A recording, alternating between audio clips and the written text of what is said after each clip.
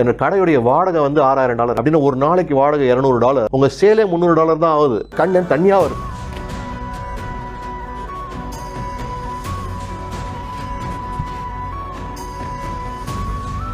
எங்க தப்பு பண்ணோம்?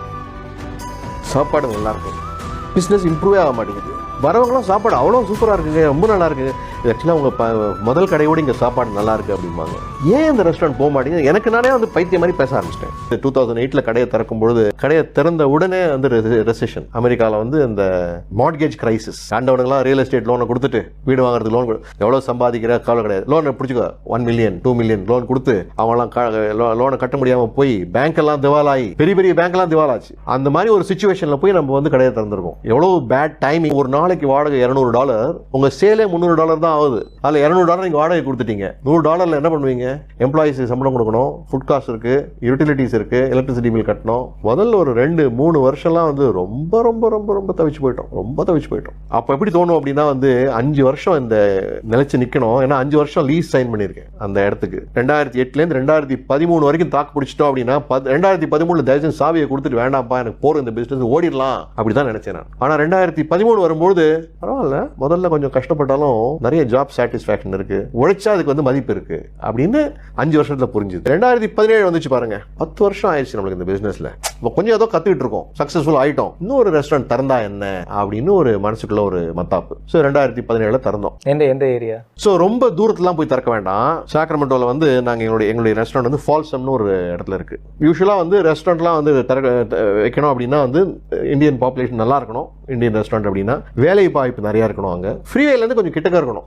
ஒரு கடை எங்க இருக்குன்னு ஃபோன் பண்ணி யாராவது கேட்டாங்கன்னா, நீ வந்து இந்த ஃப்ரீவேல இந்த எக்ஸிட் இங்க ரைட்ல திரும்பி, அங்க லெஃப்ட்ல திரும்பி, அப்புறம் நேரா போய் இன்னொரு ரைட்ல திரும்பின்னு சொன்னா குழம்பி போயிடுவாங்க. ஸோ எவ்வளோக்கு எவ்வளோ எளிமையா அவங்களுக்கு டைரக்ஷன் சொல்ல முடியுமோ அவங்களுக்கு அப்படி இருக்கணும் நம்மளுக்கு. ஸோ ஃப்ரீவே கிட்டக்க தான் கடை இருந்துச்சு, நல்லா தான் இன்னும் நல்லா தான் போயிட்டு இருக்கு. ஸோ செகண்ட் ரெஸ்டாரண்ட் ஆரம்பிக்கலாம்னு முடிவு பண்ணோம்.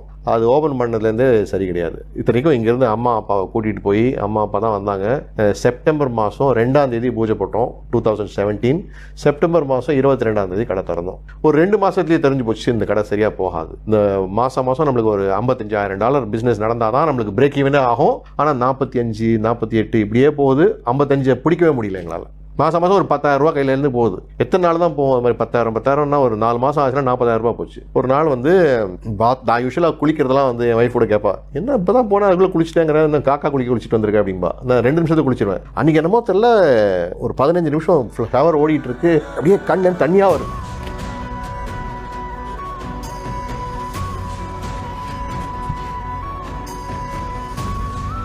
எங்க தப்பு பண்ணோம்?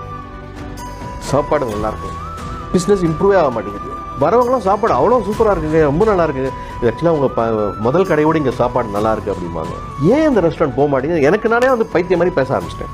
இன்னொரு வாய்ஸ்ன்னு சொல்லுவாங்க தெரியுமா, மைண்ட் வாய்ஸ் அப்படின்ட்டு. இந்த மைண்ட் வாய்ஸ் சரி, உங்கள் கடை வந்து நல்லா போகல, மக்களுடைய ஃபீட்பேக் எப்படி இருக்குது? ரொம்ப நல்லா இருக்குது ஃபீட்பேக். ஓகே, மக்களுக்கு சாப்பாடு பிடிச்சிருக்கு, ஆனால் கடை சரியாக நடக்க மாட்டேங்குது. என்ன பிரச்சனை அப்படின்னா லொக்கேஷன் தான் பிரச்சனைன்னு நினைக்கிறேன். இது வந்து நானே கேள்வியை கேட்குறேன், நானே பதில் சொல்கிறேன், பேசுகிறேன். ஆமாம்.